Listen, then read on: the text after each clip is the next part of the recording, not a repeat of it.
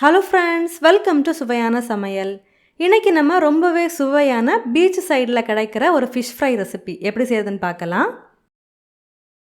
இந்த fish fry செய்கிறதுக்காக நான் இன்றைக்கி கண்ணன் கொளிசால மீனை நல்லா க்ளீன் பண்ணி எடுத்திருக்கேன். இந்த மீனில் கத்தியால் லைட்டாக கீரல் போட்டு விடலாம், அப்போ தான் மசாலா எல்லாம் நல்லாவே உள்ளே ஏறும். இப்போது இதில் தேவையான அளவுக்கு உப்பு, 1/4 டீஸ்பூன் மஞ்சள் தூள், 1/2 டீஸ்பூன் மிளகாய்த்தூள், கொஞ்சமாக தேங்காய் எண்ணெய் சேர்த்துட்டு இந்த மசாலாவை மீனில் நல்லாவே தடவி எடுத்து வச்சிடலாம்.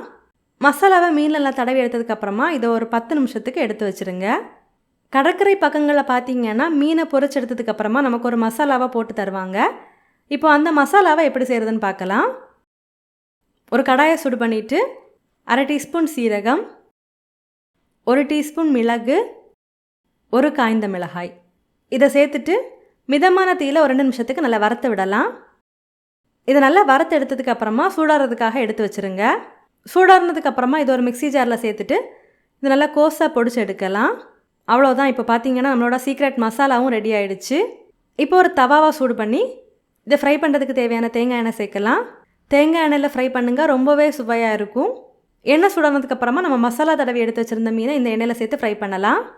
ஒரு பக்கம் நல்லா ஃப்ரை ஆனதுக்கப்புறமா இதை திருப்பி போட்டு ஃப்ரை பண்ணுங்கள். மீன் ஃப்ரை ஆகும்போது 2 கொத்து கருவேப்பிலையும் சேர்த்து ஃப்ரை பண்ணுங்கள், ரொம்பவே வாசனையாக இருக்கும். இப்போ பார்த்தீங்கன்னா 2 பக்கமும் மீனை நல்லாவே ஃப்ரை பண்ணி எடுத்தாச்சு.